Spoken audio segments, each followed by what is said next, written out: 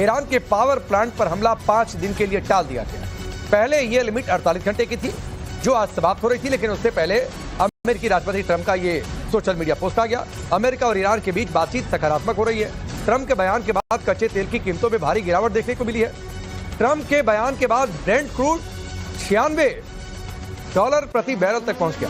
एक ही दिन में कच्चा तेल करीब 11% तक सस्ता हो गया, क्योंकि उम्मीदें बढ़ गई कि शायद हो सकता है ये पूरा कॉन्फ्लिक्ट जो है वो समाप्त हो जाए। अब ट्रंप ने यह ऐलान किया तो ईरानी मीडिया के हवाले से भी बड़ी खबर आई और ईरान की ओर से दो टूक कह दिया गया। जो जानकारी आ रही है ईरानी मीडिया के हवाले से कि ट्रंप के साथ कोई बातचीत नहीं हुई। फिर सवाल उठता है कि ट्रंप किस बातचीत का हवाला दे रहे हैं या फिर ये एक अलग तरीके का कोई स्टैंड है। ईरान ने यह दावा किया कि ट्रंप हमारे बदले की कार्रवाई से डर गए, युद्ध जारी है, शैतान की एक और हार हुई है। ट्रंप और अमेरिका की एक और हार हुई है, ईरान की ओर से यह कहा गया है। तो ये इस वक्त की बड़ी खबर, ट्रंप का दावा और ऊपर से ईरान की ये बातचीत।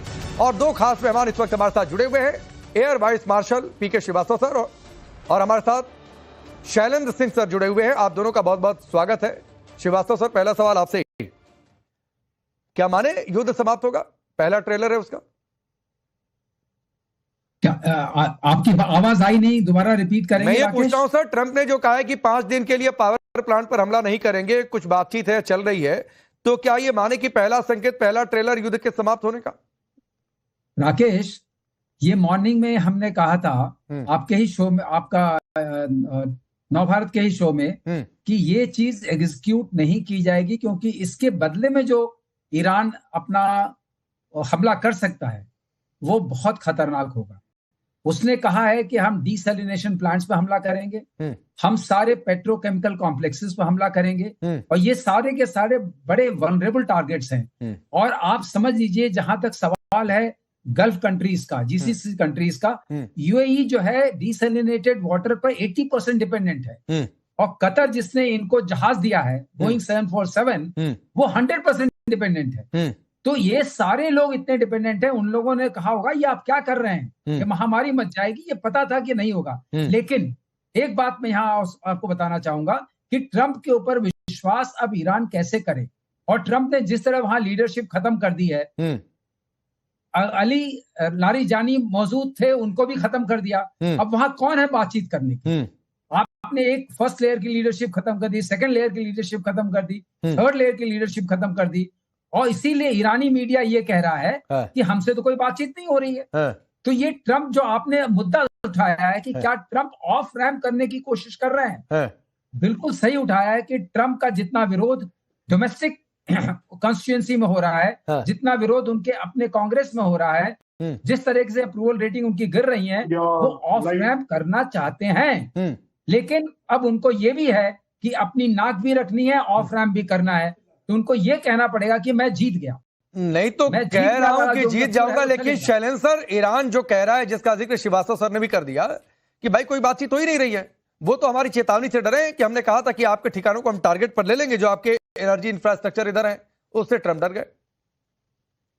और जय हिंद, नमस्कार राकेश जी। दो बातें मैं अपने तरफ से करना चाहूंगा, सिर्फ जो आपका रिलेवेंट टॉपिक है। इस पूरे डिस्प्यूट का चाहे आज कल परसों कभी ना कभी बातचीत से ही रुकना था। ऐसा तो होगा नहीं कि सीज फायर होगा ही नहीं। ट्रंप कैन अफोर्ड अगले 10 साल तक लड़ाई लड़ लें, ईरान कैन ऑल्सो फाइट 10 साल, आई डोंट थिंक। और जिस तरीके से इन दोनों के बीच में हॉर्मूज अटक गई थी, ये हॉर्मूज की लड़ाई ने दुनिया को डेफिनेटली एक उस जगह लाके खड़ा किया है जहां दोनों कंट्रीज के ऊपर अपने अपने तरीके से प्रेशर रहा है और रहेगा कि आप इस लड़ाई को हॉर्मूज तक ना लेकर जाए। और इसीलिए हम पाते हैं, और एज आशावादी मैं ये जरूर कहूंगा कि ट्रंप का ये कहना अपने आप में इस लड़ाई को एटलीस्ट 5 दिन रोक ले, अपने आप चीजें ठीक होनी शुरू हो जाएंगी। अब आगे बात कि क्या ईरान में किससे बात करेंगे या नहीं। जी, इसलिए उसका एडवांटेज है कि उनके पास जो गवर्निंग काउंसिल है वो अपने आप में एक बड़ी इफेक्टिव काउंसिल है। सो ये कहना शायद गलत हो जाएगा कि सिर्फ लारीजानी के मरने से सारे टॉक निकल जाएंगे। कंट्री में सिस्टम है, होना पड़ेगा भी। आफ्टर ऑल खमेनी गए हैं तब भी वो कंट्री इकट्ठा रहा है। लारिजानी के जाने के बाद भी कंट्री एक तरह से इकट्ठा है, टूटा नहीं है। आईआरजीसी अटैक कर रही है। तो मुझे लगता है कि इस पॉइंट पर ईरान का ये कहना कि कोई बातचीत नहीं हुई, बड़ी जायज सी बात है। ये तो वो वाली बातें हैं कि इंडिया पाकिस्तान के बीच में भी जब सीज फायर 3 बजे हो गया तो 8 बजे भी कुछ मिसाइल्स हमारी तरफ आई थी, ड्रोन्स आए थे।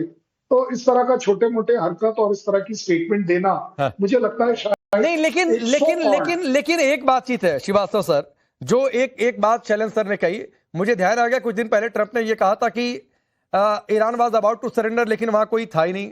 तो फिर सवाल है कि अभी बातचीत किससे चल रही होगी? नहीं, देखिए ऐसा है, जो शैलेंद्र कह रहे हैं वो आशावादी हैं।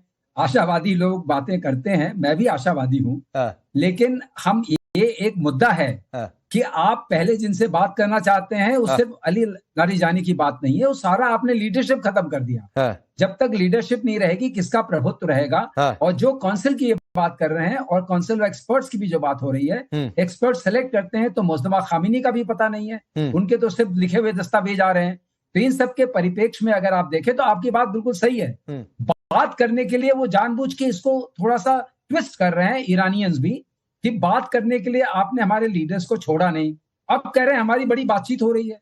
बातचीत किसके हो रही है? अभी उनका फॉरेन मिनिस्टर भी जिंदा है। नहीं, लेकिन मुझे एक बात बताइए श्रीवास्तव सर, ट्रंप कह रहे हैं बातचीत हो रही है, ईरान कह रहे हैं बातचीत नहीं हो रही है। आप लोगों का अपना विश्लेषण है, बातचीत हो रही है कि नहीं, या फिर ये अपना स्टैंड सेट हो रहा है? नहीं, बातचीत तो जरूर हो रही है, ये बात सही है। कभी भी कोई युद्ध होता है तो उसके बैकडोर से बातचीत चलती रहती है। अब बातचीत के बीच में युद्ध भी चलता रहता है। आपको ये बताएं, जैसे अभी शैलेंद्र ने कोट किया कि भाई जब हमारा सीज फायर हो गया तब फिर भी एक दो चीजों का आदान प्रदान हो गया, क्योंकि लोकल कमांडर्स होते हैं। और खास तौर से ईरान में अभी जो सिस्टम है, जिसको हम लोग मोज़ैक डिफेंस सिस्टम भी बोलते हैं या मोज़ैक डॉक्ट्रिन भी बोलते हैं, कि सारे कमांडर्स के पास अपने टारगेट्स हैं, अपनी सप्लाई चेन्स हैं, अपने वेपन्स हैं, और वो उस पर अटैक कर रहे हैं। लेकिन उनको कम्युनिकेशन मिल रहा है। अगर आप देखिए जो पिछला दिमोना में जो अटैक हुआ है, जो एक तरीके से मिरर कर रहा था जो नातांज के ऊपर अटैक हुआ था, इसका मतलब कहीं से सेंट्रल कमांड है जो अभी भी एक्टिव है, जो ये आदेश दे रहा है कि ये टारगेट आपका, इसको करना है। जब उनके गैस फील्ड्स पे हमला हुआ तो उन्होंने,